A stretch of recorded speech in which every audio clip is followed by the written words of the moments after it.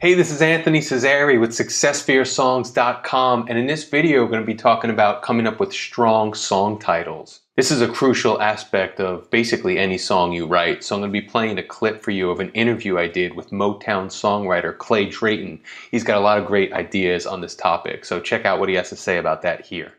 Is it always inspiration for you when you come up with a title, or do you have ways to sort of, break loose titles when you aren't necessarily just inspired by ideas? Do you have ways of kind of forcing that inspiration? There is a way. I have a book. Okay.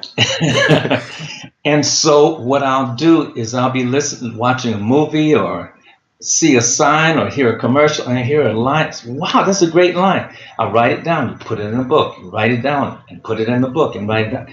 And then on a day that I said, I want to write something. So I'll go through my book, or either I'll have a melody and I'll go through my book and look at those interesting titles that just leap out of the crowd that say, me, me, me, me. And it works perfectly for the melody.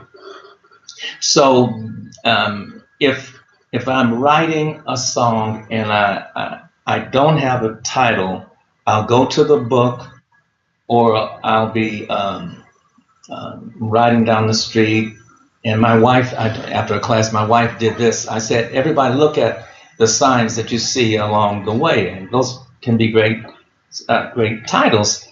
And she saw one, and she said, wow, look, no overnight parking. I said, perfect, great title, and you've not heard it before. Right.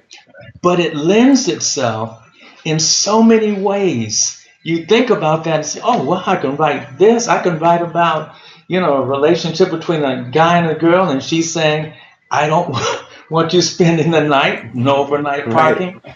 I mean, or friends who's always hanging around and, you want them to get going and say, okay, no overnight parking. There's so many directions you could take with a great title. Right.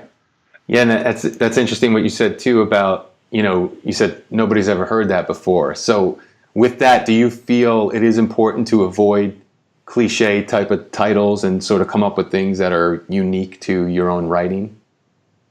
You should avoid everything that you've seen and everything that you've heard, and look for something that is unique. A few years ago, I was on the Grammy nominating committee and voting committee, should I say. And during that time, they give you a whole lot of songs to listen to. Well, you can't listen to all of them.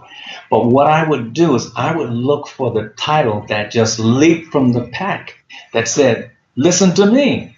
And I saw the word grenade. I'm going, huh?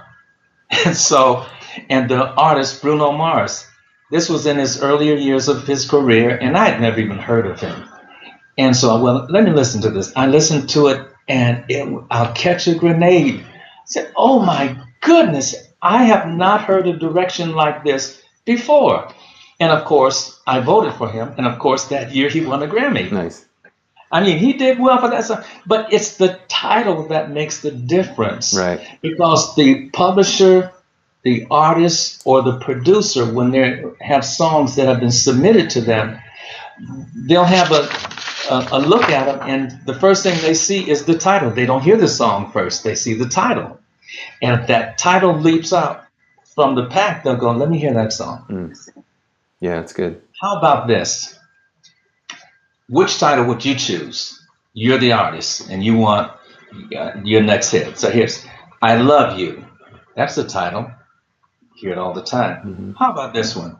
I Said I Love You, but I Lied. Which one would you go with? Yeah, I'd go with the second one.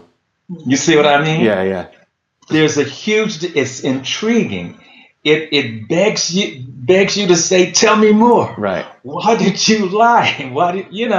So that's the beauty of songwriting and finding great titles that actually cause people to go, I want to hear that song. Yeah. And actually with that example that you just gave too, I think what's cool about that is you talked about the cliche one, which is I love you, but then your second example includes that, but it adds on it in a way that makes it intriguing. So it's not just a completely separate idea, it's the same idea with something else that makes it interesting. Right. And I think And you can do that. right. And I think so. It sounds like what you're saying is, as far as at least coming up with ideas for titles and subsequently song ideas, is to just be open to the idea that they could be anywhere. Always be listening for them and watching for them, because really they can come up at any time, and just, jot them down at that point, because you'll be able to use them at a later time.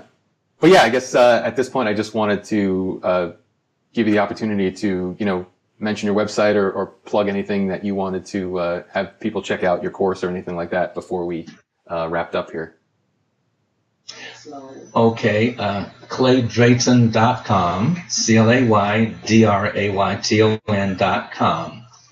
And they'll be able to find just about all the information there. I'll put links underneath this video as well, so that it's easy for people to go check out what you're doing and see everything they have to offer, and contact you as well.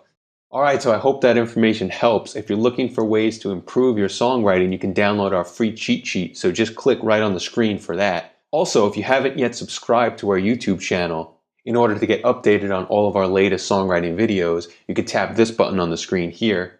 And I'll also have links for that stuff below this video. So thanks again for checking this out. I'll talk to you in the next one. Take care.